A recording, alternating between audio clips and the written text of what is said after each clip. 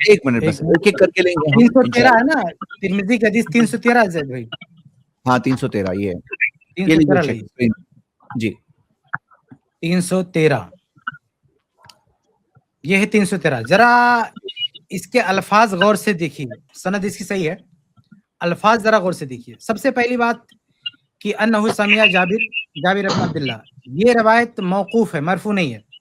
سب سے پہلی بات یہ ذہن میں رکھیے کہ یہ روایت کیا ہے، موقوف ہے، مرفوع نہیں ہے.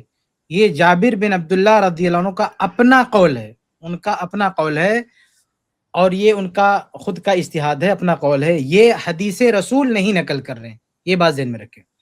دوسری بات، جو کچھ کہہ رہے ہیں من صلی رکعتن، یہاں رکعت کی بات ہے، نماز کی بات بھی ٹوٹل نہیں کر رہے ہیں. من صلی رکعتن، جس نے کوئی ایسی رکعت پڑھی، لم یقرأ فیہا بأم القرآن فہی خداج غیر تمام، اگر اس میں سورہ فاتحہ نہیں پڑھتا ہے تو وہ ناتمام ہے، وہ ادھوری ہے، غیر تمام ہے.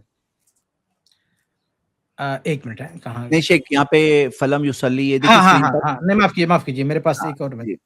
من صلی رکعتا لم یقرأ فیہا بأم القرآن فلم یصلی، جس نے کوئی ایسی رکعت پڑھی جس میں سورہ فاتحہ نہیں پڑھا تو اس نے نماز ہی نہیں پڑھی. حقیقت میں یہ ہمارے موقف کو بیان کر رہے ہیں جابر بن عبداللہ رضی اللہ تعالیٰ عنہ. لیکن ایک ایکسپشن کیا دے رہے ہیں، الا ان یکون وراء الامام. ہاں ایک شکل ہو سکتی ہے کہ کوئی ایک رکعت بھی پڑھ لے اور سورہ فاتحہ بھی نہ پڑھے، اور اس کی نماز ہو سکتی ہے، اس کی رکعت ہو سکتی ہے. یہاں پہ انہوں نے یہ نہیں کہا ہے کہ نماز کے پیچھے کسی بھی رکعت میں آپ سورہ فاتحہ نہیں پڑھو گے نماز ہو جائے گی یا رکعت ہو جائے گی. یہاں ایک اجمالی طور پر یہ بات کہہ رہے ہیں کہ الا ان یکون وراء الامام، الا یہ کہ امام کے پیچھے ہو. تو صحابہ میں ایک موقف ہم کو یہ ملتا ہے کہ جب وہ رکوع میں ملتے تھے تو اسے رکعت شمار کرتے تھے، رکوع میں ملتے تھے رکعت شمار کرتے تھے، اور اس میں سورہ فاتحہ نہیں پڑھی جاتی ہے. تو جابر بن عبداللہ رضی اللہ تعالیٰ عنہ کی اس قول کو، جو کہ حدیث رسول نہیں ہے، ہم اس بات پر محمول کرتے ہیں کہ وہ مدرک رکوع کے لیے. اور اگر آپ کہیں کہ نہیں مدرک رکوع پر کیوں محمول کرتے، تو حدیث میں وضاحت نہیں ہے، صراحت نہیں ہے.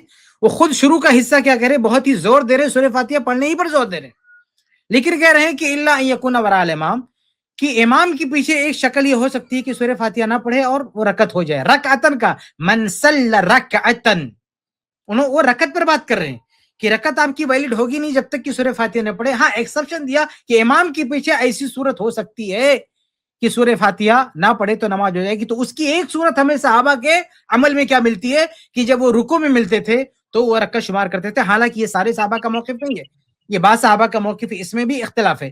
امام ابو ہریرہ رحمہ اللہ یہ اس کو نہیں مانتے ہیں بعض صحابہ. تو چونکہ بعض صحابہ کا ہم کو یہ موقف ملتا ہے کہ مدرک رکوع مدرک رکعت ہے گرچہ سورہ فاتحہ نہ پڑھے. اہل حدیث جماعت میں بھی ایک تعداد یہ موقف رکھتی ہے، اہل حدیث جماعت میں بھی ایک تعداد. ارے سنو میرے بھائی، سنو وضاحت تو کرنے دو، پھر آپ کو میں آپ سے ڈسکشن کروں گا نا، پہلے اپنی وضاحت رکھ دوں. تو یہ ایک شکل ایسی ملتی ہے کہ سورہ فاتحہ نہیں پڑھا پھر بھی نماز ہو جاتی، پھر بھی رکعت ہو جاتی. وہ مدرک رکوع کی رکعت ہے جو امام کے پیچھے ہوتی ہے. تو جابر بن عبداللہ رضی اللہ تعالی عنہ کا جو یہ اثر ہے، مرفوع حدیث نہیں، یہ اثر ہے، اس کو ہم اسی بات پر محمول کرتے ہیں کہ ٹھیک ہے بھائی، ان کا یہ ایک اجتہاد ہے، ان کا ایک فتویٰ ہے. اس فتوے سے ہم اتفاق بھی نہیں رکھتے کیونکہ سارے صحابہ کا اس پر اتفاق نہیں، اتفاق ہوتا تو سر تسلیم خم ہے.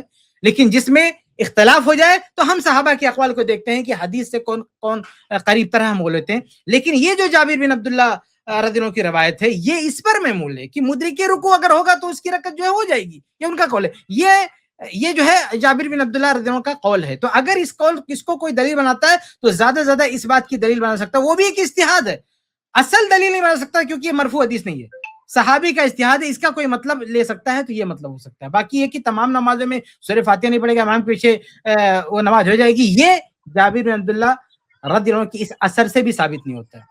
جی اب بتائیے آپ کیا کریں. تو آپ یہ کہہ رہے ہیں نا کہ اس سے ثابت ہوتا ہے کہ رکوع میں نماز مل جائے، رکعت مل جاتی ہے. ہم نہیں کہتے یہ ثابت ہوتا ہے، یہ ان کا موقف ہے، جابر بن عبداللہ رضی اللہ عنہ کا موقف ہے. ہمارا تو کہنا یہ ہے کہ بغیر سورہ فاتحہ پڑھے نماز نہیں ہوتی ہے. کیا کہہ رہے ہیں؟ جی اگر اس حدیث کو مان لیں اور حجت بھی مان لیں تو آپ کا یہ کہنا ہے کہ اس سے نہیں زیادہ سے نہیں زیادہ نہیں یہ نہیں ثابت نہیں، ہوتا یہ حدیث نہیں ہے، حدیث نہیں اثر ہے، یہ حدیث نہیں اثر. پہلی بات تو حدیث بولنا چھوڑ دیجیے، مرفوع نہیں ہے. جی یہ جی حدیث سمجھ رہا نہیں اثر ہے، ہوں، مرفوع نہیں ہے. میں آپ کی بات کی تائید کر رہا ہوں، میں مان رہا ہوں آپ کی بات. آپ ہی مطلب اس سے تو اگر اثر بولیے نا، اثر بولیے تاکہ دیکھو اثر جی بولیے، اثر عام اثر عام کہیں واضح اثر تقریر ہو رہا ہے، آپ حدیث بولتے چلے گا. یہاں بحث ہو رہی ہے، مکالمہ ہو رہا ہے، یہاں بھی اس کو اثر بولیے تاکہ کنفیوژن نہ رہے. اثر ہے جی، جی جی آپ اثر یہ کہہ رہے صحابی ہیں ہے. نا کہ اگر اس سے یہ نہیں ثابت ہوتا کہ فاتحہ نہیں بھی پڑھے تو بھی نماز ہوتی ہے، آپ یہ کہہ رہے ہیں کہ اس سے زیادہ سے زیادہ یہ ثابت ہو جائے گا کہ رکوع میں نماز مل جاتی ہے، رکعت ہاں مل جی جاتی جی جی جی، اب بتائیے کیا کہنا چاہتے ہیں. ہے. یہ بات تو خیر یہ بات بھی کوئی صحیح بات ہے ویسے یہ بات. اور میرا اچھا کہنا یہ ہے دوسرے کہ اس حدیث کو ہمارے اہل حدیث کے اس موقع پہ دلیل نہیں بنا سکتے کہ سورہ فاتحہ کے بغیر نماز ہو جائے گی یا کوئی بھی رکعت ہو جائے گی. جی جی صحیح بات. اچھا اس کے علاوہ ایک اور حدیث اور میں ایک آگے نقطہ اور میں واضح کر دوں، اور ایک نقطہ میں اور واضح کر دوں بھائی، یہاں پہ الحمدللہ آپ نے جو ہے آپ سمجھ گئے میری بات. ایک نقطہ اور واضح کر دوں کہ اس میں جو مدرکے رکوع، کچھ لوگ اس کو دلیل بنا لیتے ہیں بھائی مدرکے رکوع کو آپ نے رکعت مان لیا تو سب مان لو. سوال یہ ہے کہ مدرکے رکوع میں صرف سورہ فاتحہ نہیں چھوٹتی ہے، قیام بھی چھوٹ جاتا ہے، مقتدی قیام جی بھی چھوٹتا ہے. لیکن احناف کہتے ہیں قیام واجب ہے، فرض ہے، یعنی جی احناف قیام کو واجب مانتے ہیں.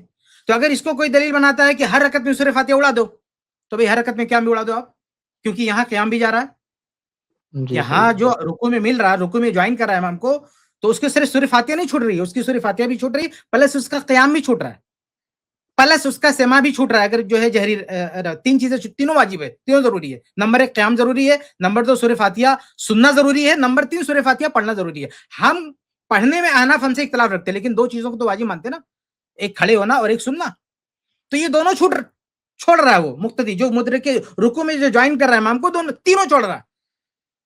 تو ہم کہتے ہیں کہ میں مدرکی رکوع کی اس شکل میں مان بھی لے کہ سورہ فاتحہ کے بغیر رکعت ہو جاتی ہے، تو بھی بقیہ رکعتوں میں لازم کرنا پڑے گا. بالکل ایسے جیسے احناف یہ مانتے ہیں کہ اس میں اگر قیام چھوٹ گیا تو بھی اس کی رکعت ہو جائے گی. تو اس کی وجہ سے احناف یہ نہیں کہہ سکتے، یہ کلیم نہیں کر سکتے کہ بھی کسی بھی رکعت میں قیام نہ کرے چل جائے گا.